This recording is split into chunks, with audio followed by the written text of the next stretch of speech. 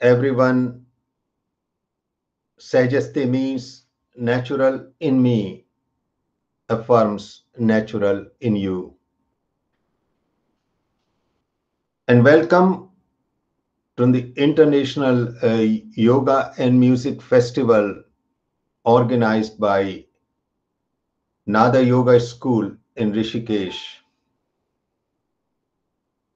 on behalf of Bhuvanji, Mohanji, Rohit, Mohan, all the wonderful team.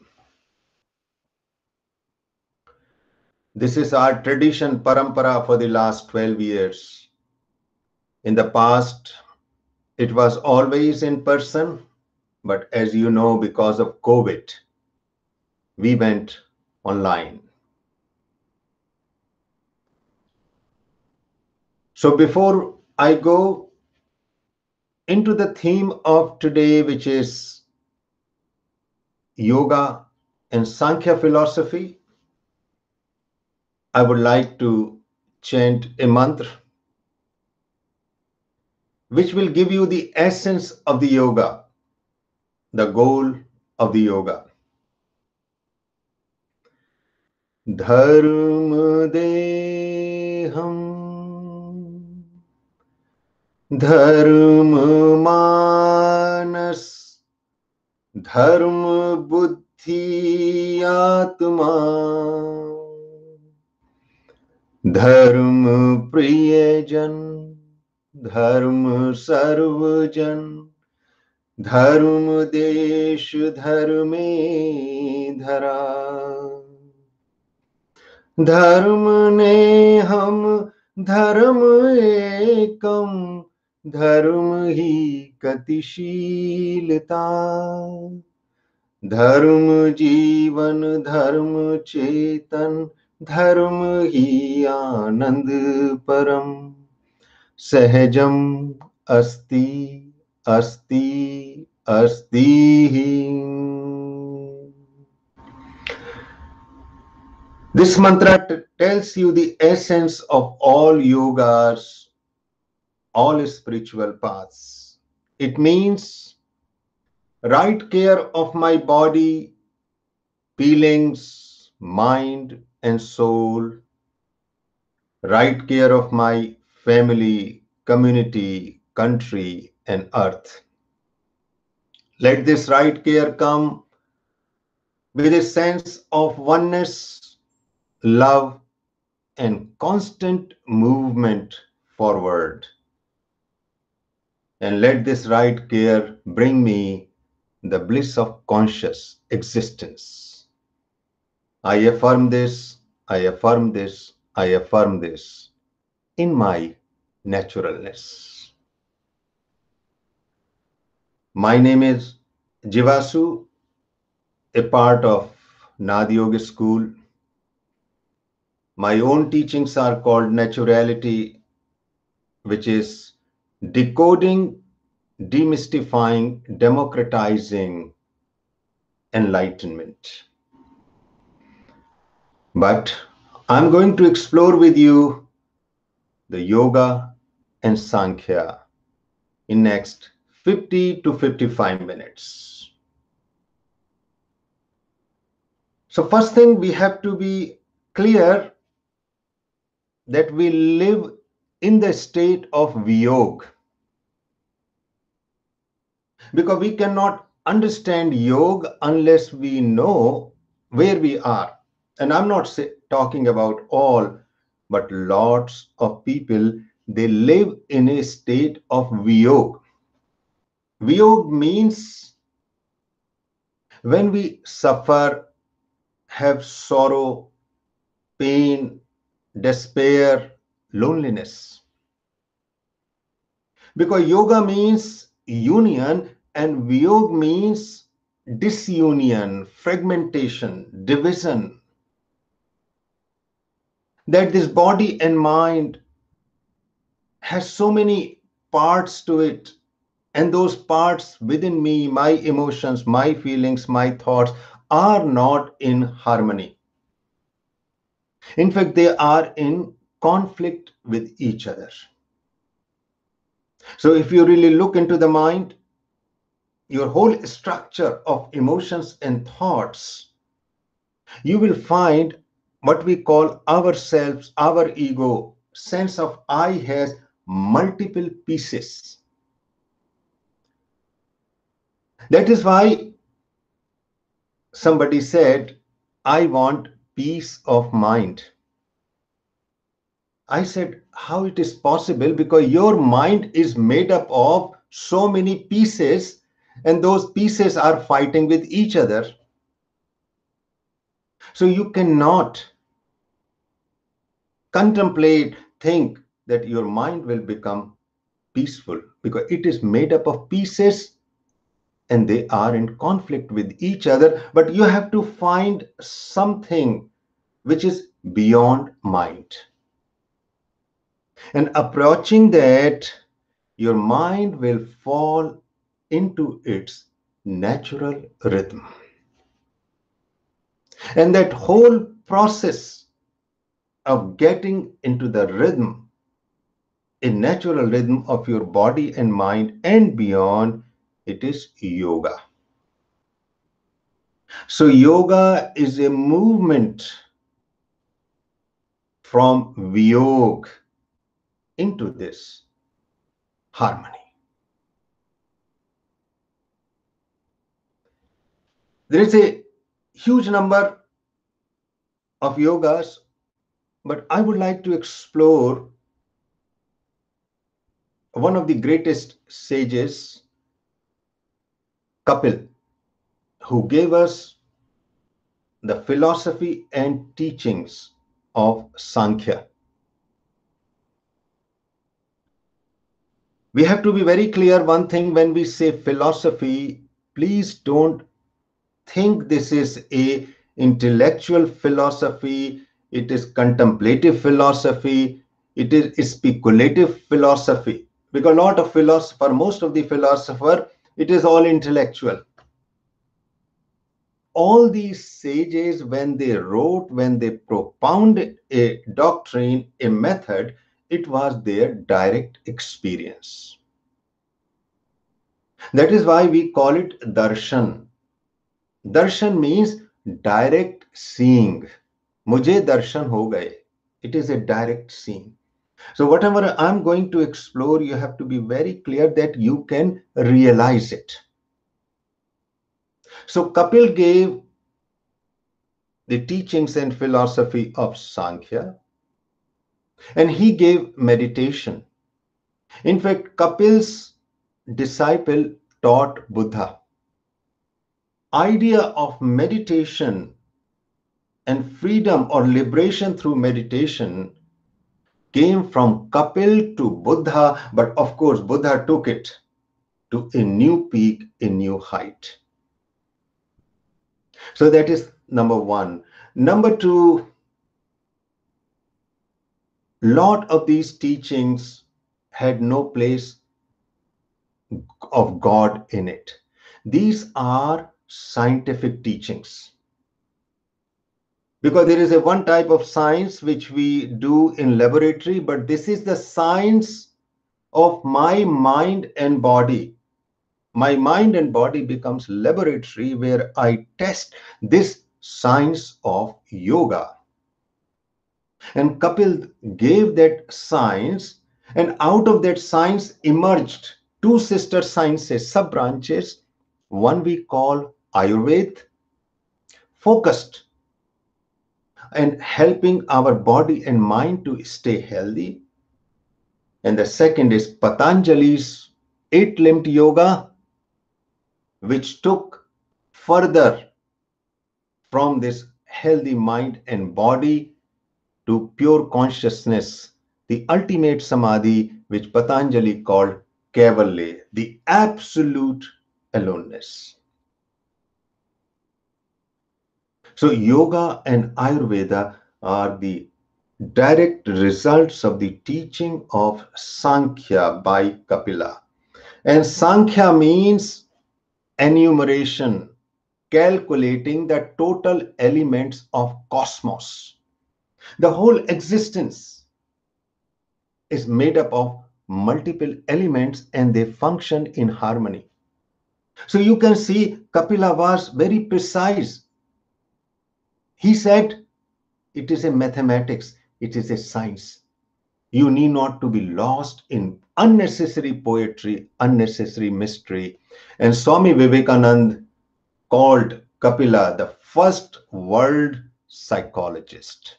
If you go into modern psychology, there is not even one element which is missing in Sankhya teachings because it is from direct experience. It is not an intellectual speculation.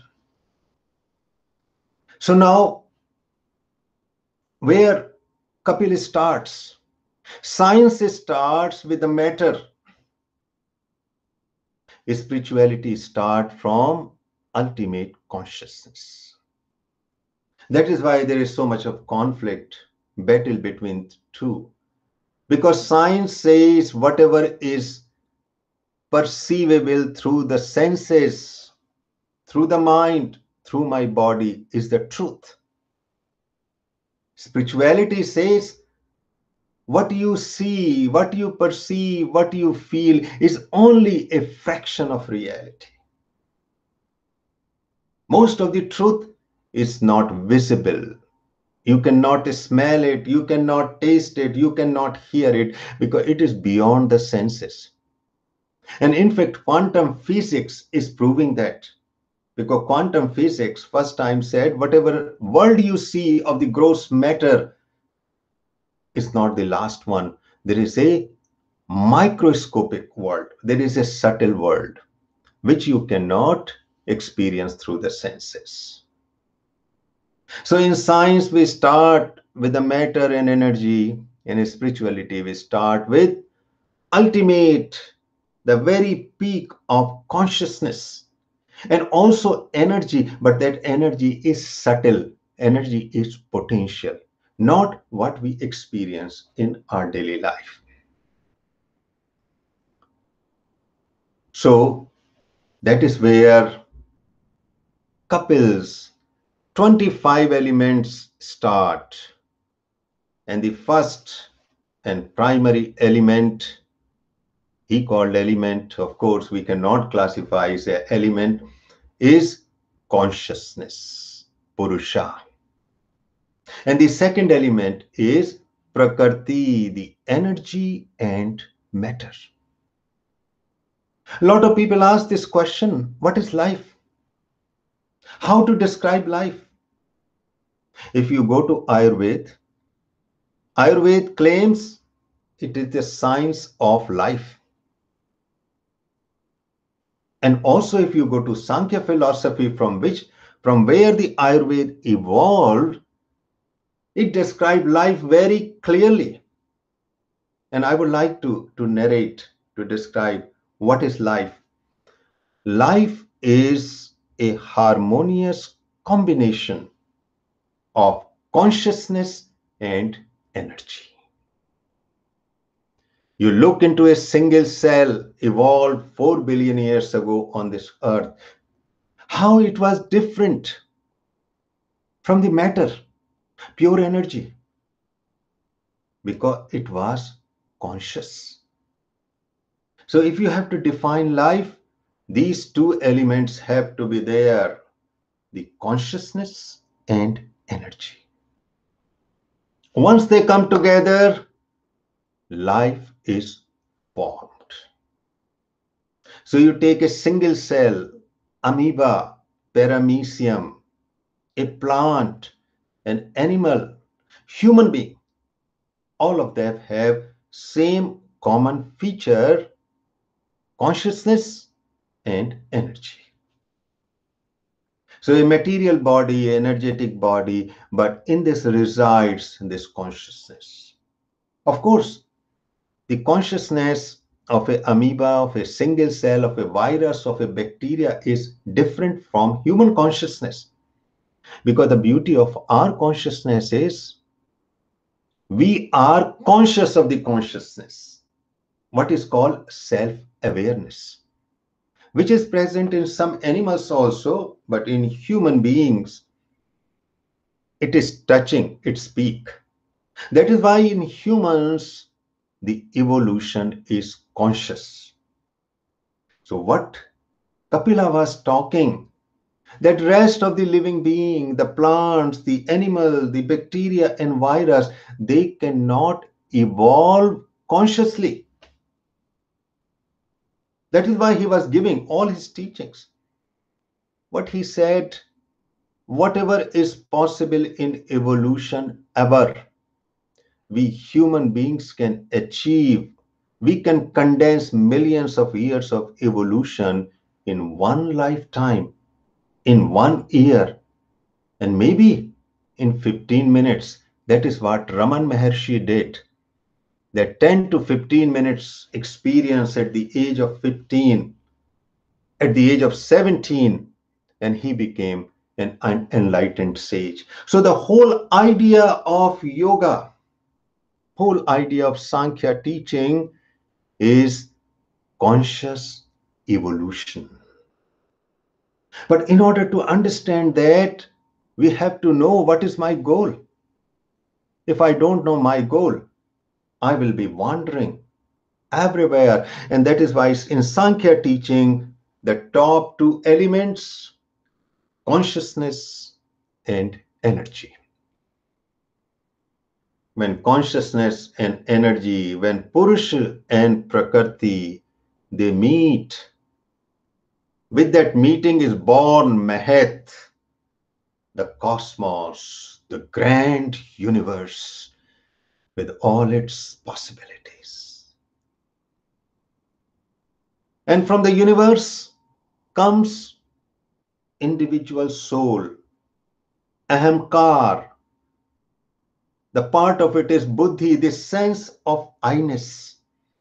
So we are descending from the Purush and Prakriti, the consciousness energy, to the universe, to the cosmos, and to the individual.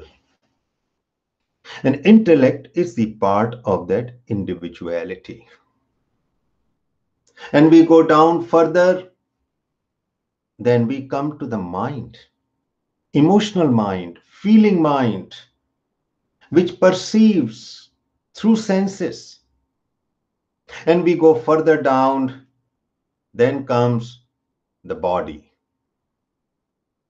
So you can see from the very top, pure consciousness, pure energy, to the cosmos, to the individual with the intellect, and then the mind, emotions and feeling, and then the body at the very bottom of it.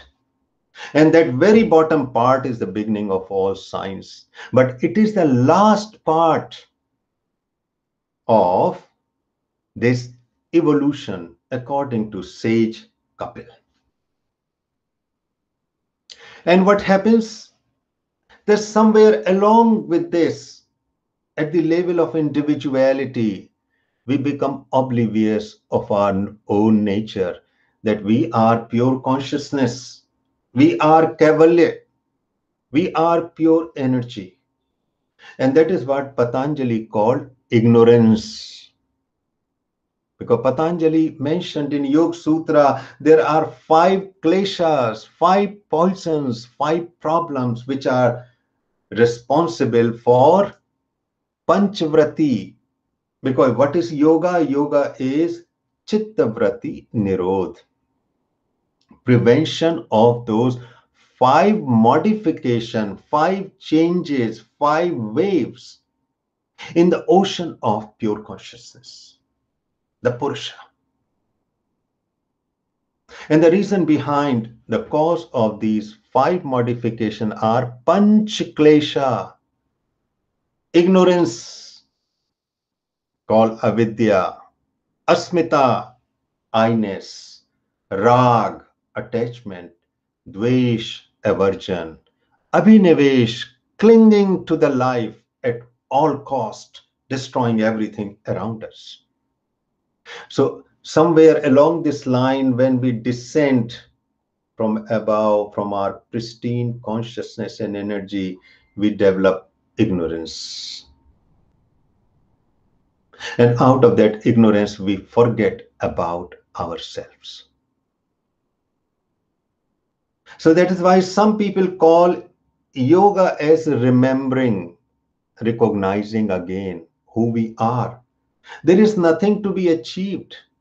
It is already there. Kapila said it so beautifully. From top to bottom, it is a single spectrum of truth. But because of the split at the level of individuality, we forget all the stages, all the states which we have inherent in us, and we cling to the lower states, forever wandering. And that wandering is called samsara. Because if I'm living only in partial truth,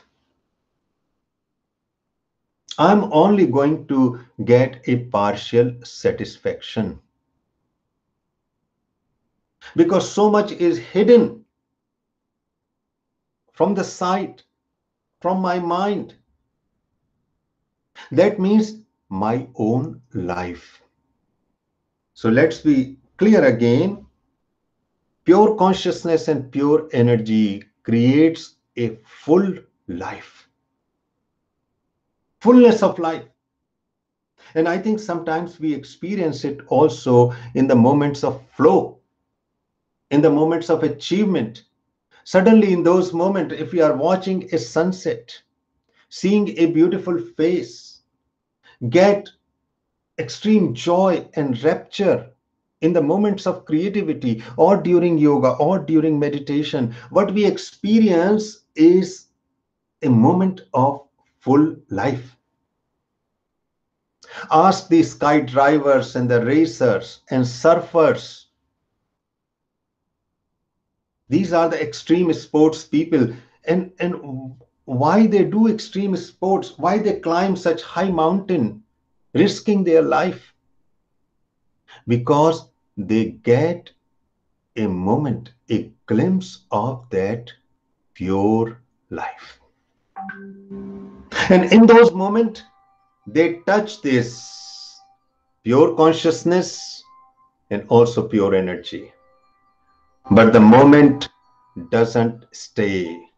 They come crashing because we cannot stay that pure life about which Kapila talked, the pure consciousness and energy. So most of the people live only a partial life. And that is why, because we live a partial life, we are constantly thirsty of it. And in order to quench thirst for life, we are involved in a million things. We accumulate money, we accumulate power, we use drugs, we use sex, we do millions of things. Why we do? To get that glimpse of life for which we are craving constantly. Not knowing that source, very source of that life is within me. And that is what Kapila say, come to that pure consciousness, come to that pure energy, you will find it. And once you drink from the source, our thirst will be quenched forever. Because it is a part of it. So no matter what we get in outer world, we can never be satisfied. Even if I become the master of the universe, the lord of this earth, still I will remain dissatisfied. And that thirst for life is the reason behind all violence, all exploitation, all manipulation, everything which is going on in the human world.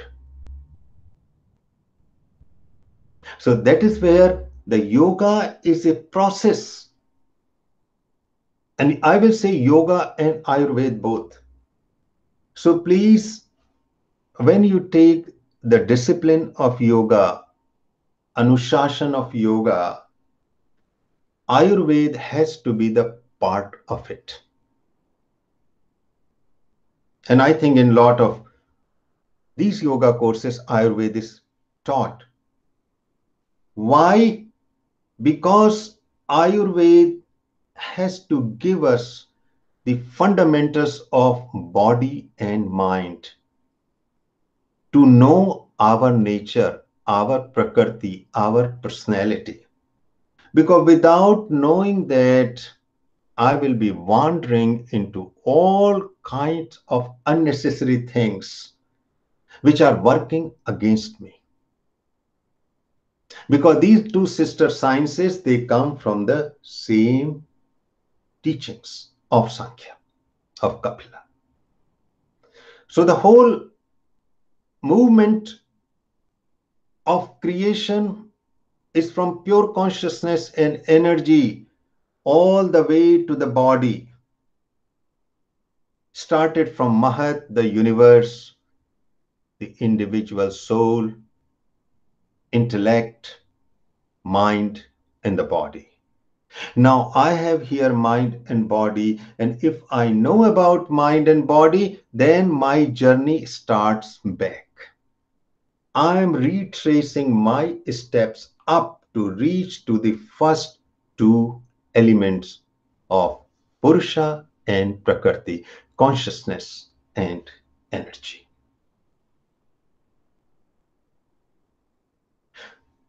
It is very important because a lot of people think that they can bypass their mind and body.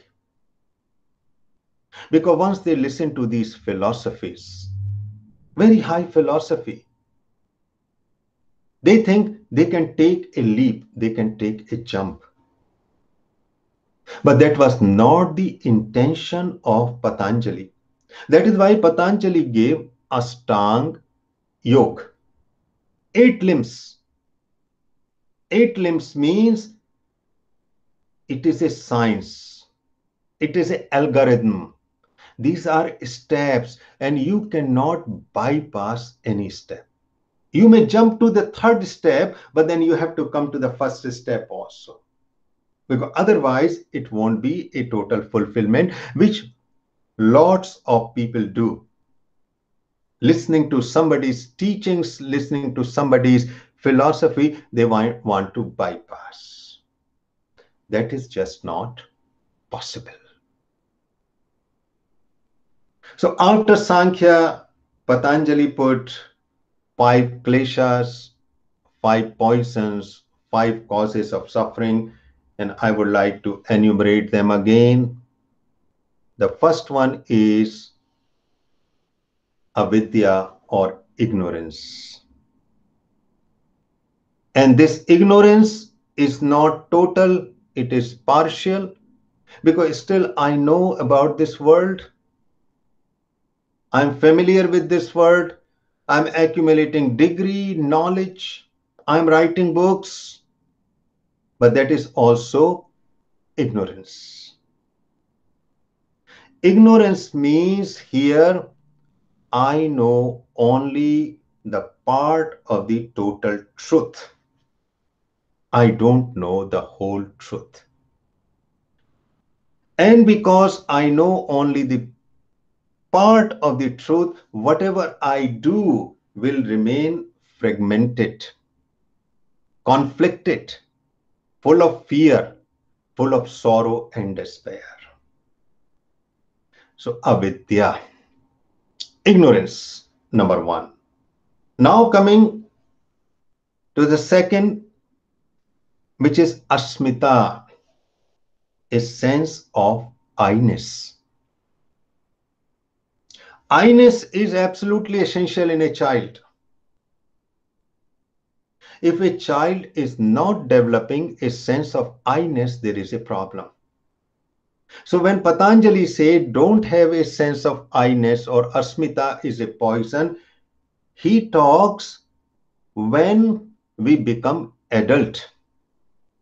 Because that I-ness is needed to function in the world, to get education, to get a job, to get married or have relationship, to build a house. For that, I need I, me, mine. Because without that, we can't function. If this I is not present, this asmita is not present in a child, means child either has a profound mental retardation or brain damage. But after the age of 20 to 25, the same asmita, same I, which was so necessary in a child or a young person, becomes a poison. Why? Because this I creates a separation. It is like becomes a rigid boundary around me. It separates me from the others, from the nature, and it separates me from my own self, my own pure consciousness, my own pure Kaivalya state. And Jean-Paul Sartre, a famous French philosopher, so beautifully said, he said, other is hell. Means when I develop this sense of I, other person seems like a problem. That is why we don't trust many people. If you can have in your life one or two people whom you can trust, it is a very big achievement. Because we don't trust people because of the sense of I, the asmita. But you know to whom we trust the best? Our cats and dogs. We love them dearly. We can trust them totally. Why we can trust them totally? Because they don't have a sense of asmita. They are governed by nature. They don't have a sense of I. So we feel so comfortable with them. We feel so easy with them. So after avidya is asmita, a sense of I-ness. Third one is rag. Rag means attachment. Now, why I get attached? Because a lot of people ask this question, why we get attached? What we get in attachment? What is the meaning of attachment? Attachment means when I get connected to a person to get life from that person. What I get from attachment is life from other people. Why? Because when I'm deficient of life within myself, I have to get it from somewhere. I may get that life from the car, from my house, from my money, from my power, from my status, from my education, from my children, from my parents, from my relatives, from my spouse. That is why we get attached. Why attachment is there? Because I am living through others. I want to live my unlived life through others. That is why I get attached. That is why I will ask my children to follow my path, to do whatever I want, to get married to a person whom I want. This is children's life. They are free. Why, as a boss, I exploit my employees? Why, in a relationship, in a loving relationship, I want to dominate my partner? What I get out of this? I get life. I'm sucking life from them because I feel that whatever way I'm living, I'm doing is the right way. And that is why nearly all evil of this world are done because of this attachment. Because I want to live through others. We manipulate, we exploit, we make others our slave. That is rag. So Patanjali said so beautifully this rag, attachment, attachment. That is the reason behind attachment, because I'm not living fully. I don't have enough life within me. I'm going to suck. I'm going to get this life through others, including material things, including drugs, including sex, including all the objects which I can gather in my house, and I get attached to them. So the first poison, the first klesha, avidya or ignorance, second asmita is sense of I-ness, and the third is raga, the attachment. And the fourth is dvesh, aversion, aversion. So I get attached to few things, but I hate other things. That is why our mind is bipolar. In psychiatry, there is a illness which is called bipolar disorder, MDP, manic depressive psychosis. And people who suffer through it, they go through alternate mania and depression. So for few months they will be in hyper energy, and for few months they will be in depression. But actually most people suffer from bipolar disorder. Only thing is somehow they are able to carry this life, so-called normal, although what we call normal life in the world is not so normal. And that is why J. Krishnamurti said so beautifully, to adapt to the society which is profoundly sick is not a measure of health, right? Because most people, if you really look into their life, are they contented? Are they happy? Are they creative? Do they feel comfortable in the world? No. But because most people are like that, so we think it's a normal state. Just like if you go into a village where everybody is born with one eye, everybody will think one eye is normal unless somebody comes from outside and tells, listen, there are actually two eyes which are normal. So what I'm trying to emphasize, if you really look into the nature of the mind, it is bipolar. But because we are able to function in the world, because most people have it, so we think it is normal. And what is that bipolarity? Rag, dvesh, rag, dvesh, attachment, aversion, attachment, aversion, just like a pendulum. Here we are attached one day, and the next day we may feel aversion going to other pole. And then from aversion, again attachment, attachment. And so the pendulum goes. And that is why Buddha said so beautifully about it. And you know, Patanjali's yogas were deeply influenced by Buddhist teachings. Because Buddha was 6th century BC and Patanjali 4th century BC. So this attachment and aversion and what we call mindfulness, what we call vipassana, I think some of you did, what we develop a middle path. And middle path means neither attachment nor aversion.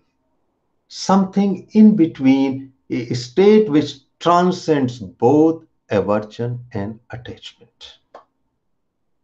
But what I wanted to emphasize, that we constantly move from attachment to aversion because that is the very nature of the mind. So Patanjali put it so beautifully. I mean, this is the beauty of these great people, that they will take huge number of possibilities and realities and put them into few words. So rag, dvesh, the bipolarity, and finally abhinivesh, clinging to the life, fear of dying. fear of dying goes into the very human heart and soul. And this is fear of dying is not about physical body. So now we have to understand, because a lot of people think, oh, clinging to life means this bodily life. No, we cling to our asmita, our ego. That is the primary problem in human being. It is not the physical dying. It is my self-image, a sense of I, what I think about myself. That is what is called clinging to the life. Because you know that so many people sacrifice their life for their nation as soldier. Many people become suicide bombers. They blew their body. So it is not about the bodies. It is about my I. Why they go for suicide bombing? Why a soldier die? Because they feel their I, their self-image, their sense of self is going to live forever. That is why we have children. Why we have children? Why we leave works of art?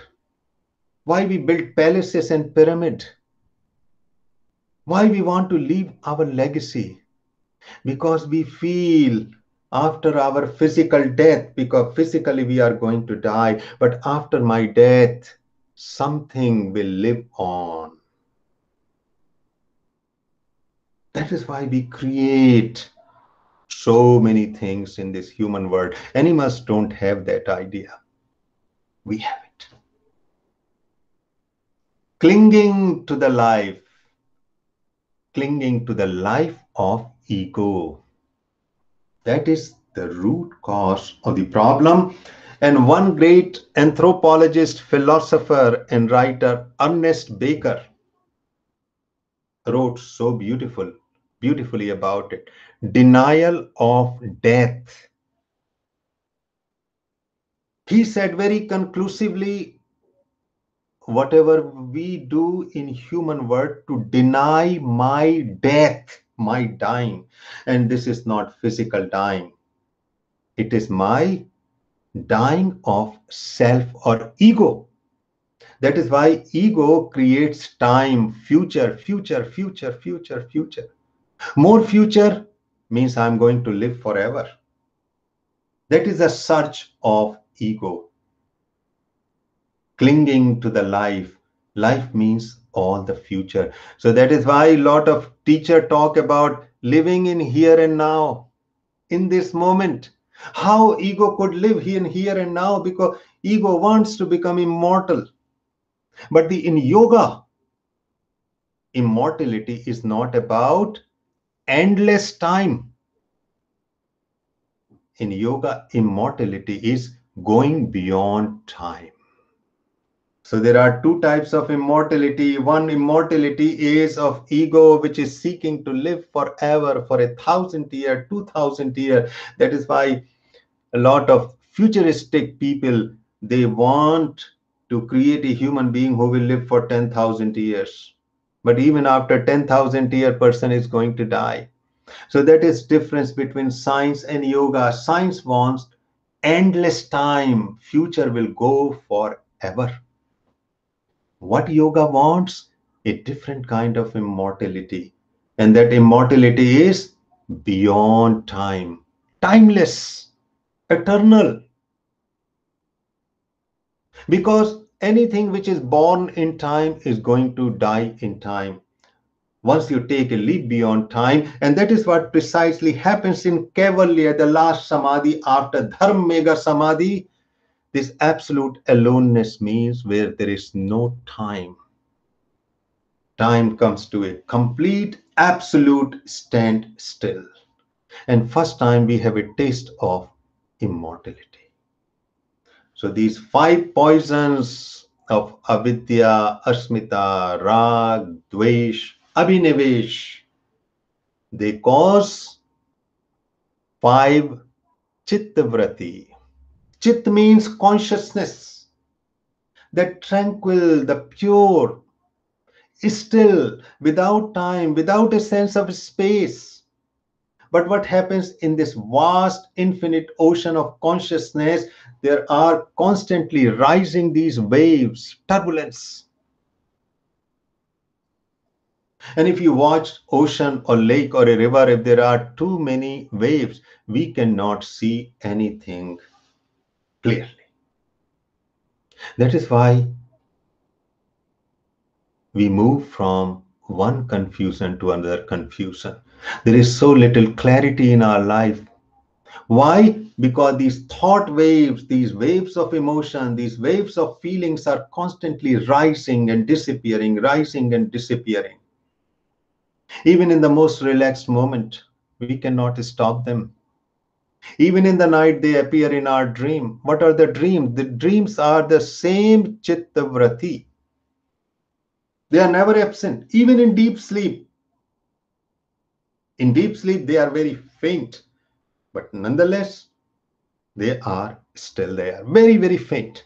That is why usually in deep sleep, we don't dream. Because by then, these chittavrati are very gentle.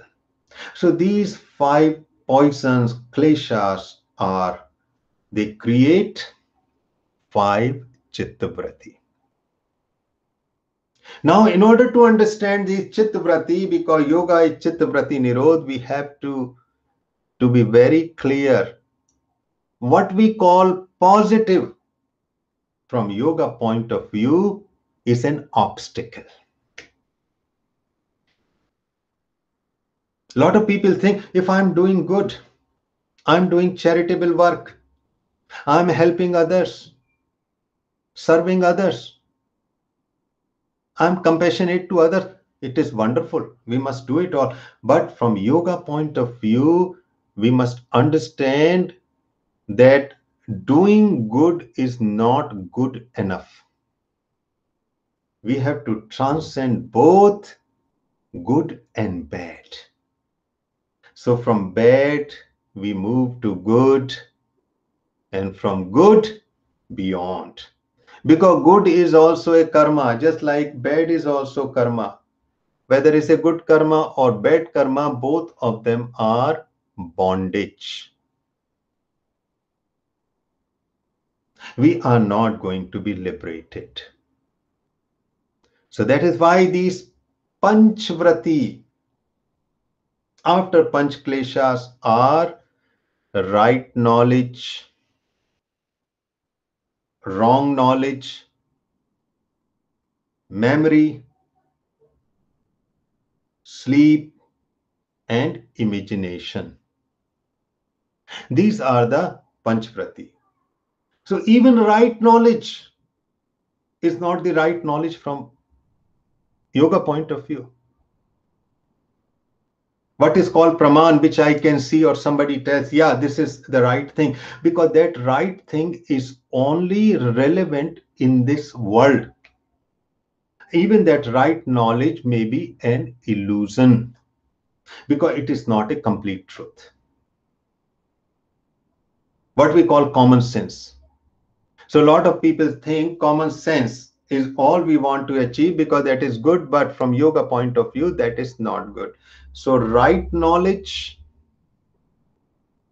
wrong knowledge, memory, sleep, and imagination. Imagination means creativity. So when you watch a movie, when you are reading a fictional book, that is what called imagination, because that is not your direct experience. That comes purely from the mind.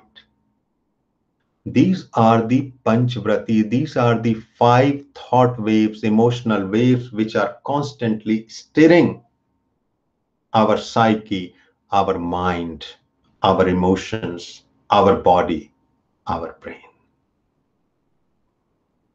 I won't have time to elaborate upon that, but I will just give a passing reference. So starting with right knowledge. What is the right knowledge? Right knowledge is when I see something.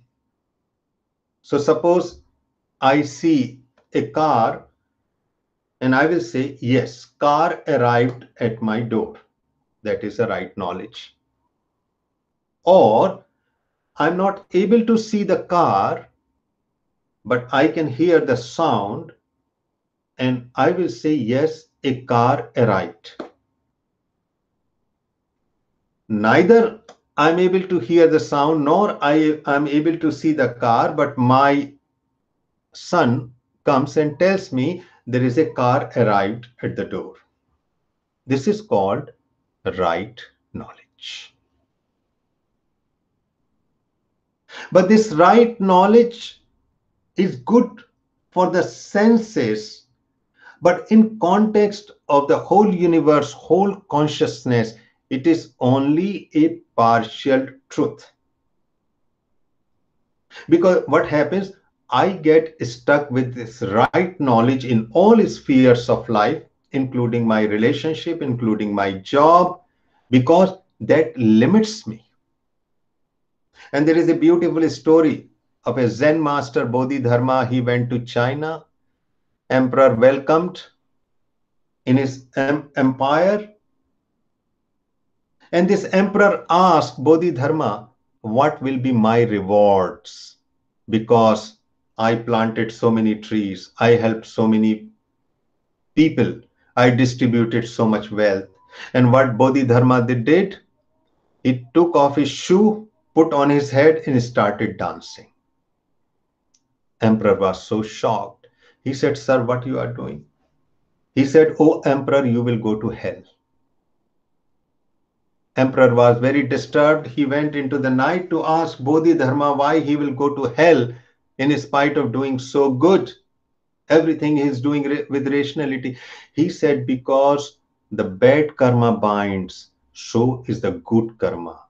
The bad knowledge binds you, so is the right knowledge. So please don't think this right knowledge is very inadequate, insufficient, ultimately to achieve the state of yoga. So that is about right knowledge. Second chittavrati is wrong knowledge. Of course, wrong knowledge we know. And one of the wrong knowledge is very common, like if you are walking through a desert and you see the mirage. Mirages of water, as if there is a water. Sometimes even in India, when roads become very hot during summer, you feel as if there is a water floating above the road. That is what is called wrong knowledge. Or you are going through the forest in the night and you see the ghost, or in the darkness, ghost appears, because that comes from our mind. So the right knowledge, wrong knowledge, and memory also, because the quality of memories, it's ever changing, it is never still, it is never fixed. So even the memory is a disturbance, it creates problem, it binds us, because we know we are bounded by our past, good or bad. So if I had a trauma, if I was abused, if I was assaulted, my relationships were broken, all those memories are sitting. And actually, J. Krishnamurti said very clearly about that we are nothing else but our past. And that memory we call karma. What is karma? All karma without exception is memory. And all karmas are disturbing. That is why we want to go beyond karma. So the right knowledge, the wrong knowledge, the memory, and of course, sleep. Sleep is also a chittavrati. Why? Because something in us never sleeps. Something in us never sleeps. And when we achieve that state, what it is called? Turiya. Turiya. Turiya, the fourth state, so beautifully described. Because if you really go into the word, the word Om, Om contains four states: sleep, dream, waking state, and fourth is Turiya. Turiya is when something is totally awake in us. So that is why sleep is actually a disturbance. Of course, body needs sleep, but here we are talking about consciousness. Consciousness never sleeps. It is always present. So whenever we sleep, when we become unconscious in our sleep, that is also a chitta vrati. And of course, finally comes the imagination, fantasy, when our mind takes off into the fantasy. When we remain connected with the word, this fantasy become a film, a novel, a story, a gossip. And when we are disconnected from the word, it becomes a psychosis. It becomes a schizophrenia. It becomes all kind of mental disorder because we are disconnected from our surroundings and the mind is taking off on its own tangent. Just like in a drug experience, we are disconnected from the world. So it becomes a distortion. And Beatles wrote a beautiful song about it, Lucy with the Diamond in the Sky. It tells that state. So these are the five Chit Vratis. So now I would like to sum up Kapil's Sankhya, pure consciousness, pure energy, universe, individual self, mind, and body. One spectrum, we are in the state of mind and body. That is how we live in this world. So we start with our mind and body through Ayurveda, and then yoga comes, we go beyond mind and body. And Patanjali's yoga and Ayurveda, two sister sciences, emerged from Sankhya teachings.